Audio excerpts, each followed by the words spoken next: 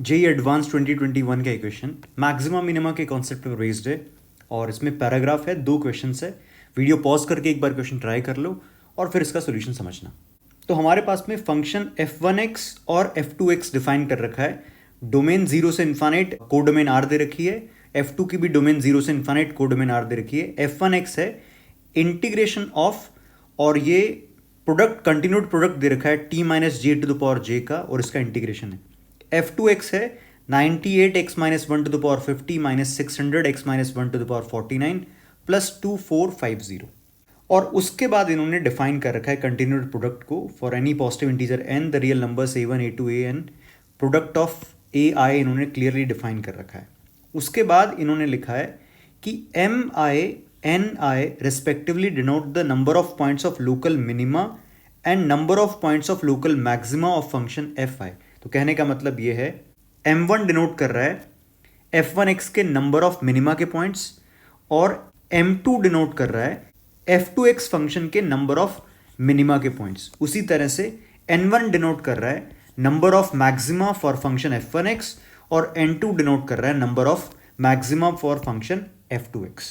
अब हम इस क्वेश्चन को सॉल्व करते हैं। मतलब कुल मिला के m1 n1 m2 n2 find करना है, और ये दोनों क्वेश्चन की वैल्यू हमें बतानी है। तो चलो मैक्सिमा मिनिमा फाइंड करने के लिए हम फंक्शन को डिफरेंशिएट करते हैं, क्रिटिकल पॉइंट्स फाइंड करेंगे और उसके हिसाब से हम मैक्सिमा मिनिमा फाइंड करेंगे।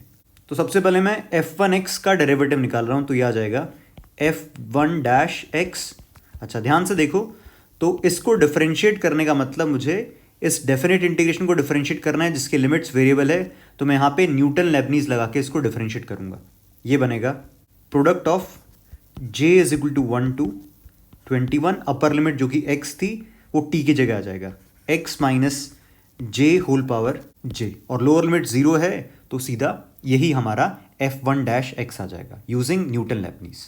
इसी चीज़ को अगर हम ध्यान से सिंप्लीफाई करके लिखें तो f1-x क्या है, ये लिखा हुआ है x minus 1 to the power 1, x minus 2 to the power 2, x minus 3 to the power 3 और up to x minus 21 to the power 21। अगर मैं इसके सारे क्रिटिकल पॉइंट्स मार्क करूं, मतलब जहां पे फंक्शन का डेरिवेटिव 0 हो रहा है, तो वो पॉइंट्स आ जाएंगे 1 2 3 4 अप टू 21। तो f1x के टोटल क्रिटिकल पॉइंट्स आ रहे हैं 21, लेकिन हमें मिनिमा और मैक्सिमा वहां मिलेगा जहां f1-x का साइन चेंज हो रहा है। तो साइन चेंज कैसे हो रहा है चेक करते हैं। ध्यान से देखो, जहां जहां इवन पावर्स है, x माइनस 2 की पावर कितनी है 2 है, उसी तरह से x माइनस 4 की पावर कितनी आएगी 4। तो इवन पावर्स वाले क्रिटिकल पॉइंट्स के अबाउट साइन चेंज नहीं होगा। तो साइन चेंज सिर्फ कहां पे होगा, ऑड पावर्स वाले, जैसे x माइनस 1 की पावर 1, x माइनस 3 की पावर 3 और x माइनस 5 की power 5 up to x minus 21 to the power 21। तो इन्हीं को मैं मार्क कर लेता हूं, बाकियों के अबाउट साइन चेंज नहीं हो रहा। 1 3 5 7 9 11 13 15 17 19 और 21 सिर्फ ऑड वाले क्रिटिकल पॉइंट्स उठाए, क्योंकि उनकी पावर क्या है ऑड, तो उनके अबाउट f1-x अपना साइन चेंज करेगा, तो मतलब वहां पे हमें मैक्सिमा और मिनिमा मिलेगा। तो अब अगर मैं लिखूं plus minus plus minus plus minus plus minus plus minus plus minus, तो ध्यान से अगर देखें तो 1 से पहले फंक्शन का डेरिवेटिव कैसा है नेगेटिव, उसके बाद कैसा है पॉजिटिव।